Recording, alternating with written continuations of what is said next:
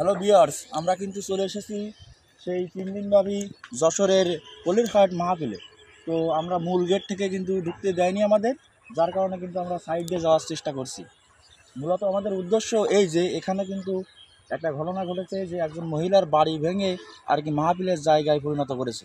এই বিষয়টাই কতটুকু সত্য সেটা কিন্তু জানার জন্য কিন্তু আমরা সামনের দিকে যাচ্ছি। আপনারা আমাদের সাথে থাকুন। তো ভিউয়ার্স, আমরা কিন্তু ভিতরে যাইতে পারিনি, আমরা কিন্তু আপনাদের দূর থেকে দেখানোর চেষ্টা করছি। এখানে কিন্তু মাহফিলের কার্যক্রম প্রায় শেষের দিকে।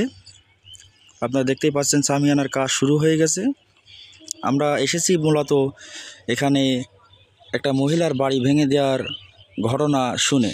অবশ্যই সে বিষয়ে তদন্ত করছি, বাকিটা কিন্তু আপনাদের আমরা কিছুক্ষণের মধ্যেই দেখাতে পারবো বলে। আপনারা কিন্তু দেখতেই পাচ্ছেন আমরা কিন্তু চারিপাশ ঘুরে দেখার চেষ্টা করছি এবং সেরকম কোনো লোকও কিন্তু পাচ্ছি না। যে বিষয়টা আসলে কতটুকু সত্যতা তা কিন্তু আমাদের অবশ্যই দেখতে হবে এবং সকলকে জানা উচিত যে এই বিষয়টা আসলে কতটুকু সত্য। আমরা কিন্তু সেই মাহফিলের মাঠটা আপনাদের দেখানোর চেষ্টা করছি। অত্যন্ত কষ্ট করে কিন্তু ভিতরে ঢুকেছি, যা মূল গেট থেকে কিন্তু আমাদের ঢুকতে দেয়নি। তো আমরা বিষয়টা আসলে তদন্ত করে এটাই জানতে পারলাম একজনের কাছ থেকে। সে আমাদের ভিডিওর সামনে আসেনি, কিন্তু তিনি আমাদের যে তথ্যটি কিন্তু দিলেন সেটা কিন্তু অত্যন্ত গুরুত্বপূর্ণ একটি তথ্য। এই বিষয়টা আমি আপনাদের একটু পরে জানাবো। অবশ্যই আমি আপনাদের মাঠটা কিন্তু দেখানোর চেষ্টা করছি। এই যে আমরা কিন্তু কাছাকাছি প্রায় চলে এসেছি, আপনারা দেখতে পাচ্ছেন মঞ্চের কাছাকাছি কিন্তু আমরা প্রায় এসেছি। এই যে কিন্তু আপনি দেখতে পাচ্ছেন এই যে মূল স্টেট, এটা কিন্তু অনেক বড়, আপনারা দেখতে পাচ্ছেন। আমি আপনাদের দেখানোর চেষ্টা করছি। অবশ্যই বেশিক্ষণ কিন্তু আমি এই জায়গায় থাকতে পারবো না। সিকিউরিটি গার্ড দেখে ফেললে আমাকে অবশ্যই তাড়া করবে।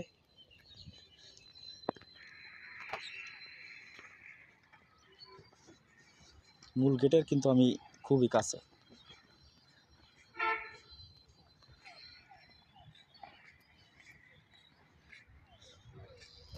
ভাই এই পাশের এটা কি ভাই?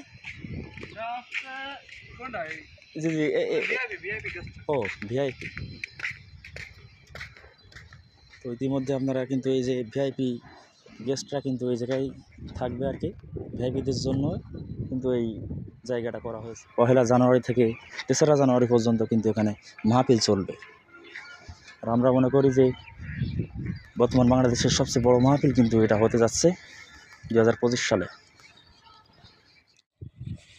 আপনাদের যে বিষয়টা আমি জানাতে চাইছিলাম সেটা হলো যে আমরা পরবর্তীতে কিন্তু একজনের কাছ থেকে অবশ্যই কিছু কথা শুনেছি। সে কিন্তু ক্যামেরার সামনে আসতে চায়নি, যার কারণে কিন্তু আমরা দেখাতে পারিনি। সে বলতেছে যে অবশ্যই খান মহিউদ্দিন সাহেব কিন্তু তার জায়গার যে পরিমাণ মূল্য তার থেকে কিন্তু বেশি টাকা কিন্তু তাকে দিতে চায়, কিন্তু সে কিন্তু সেই টাকাগুলো নিতে চায় না।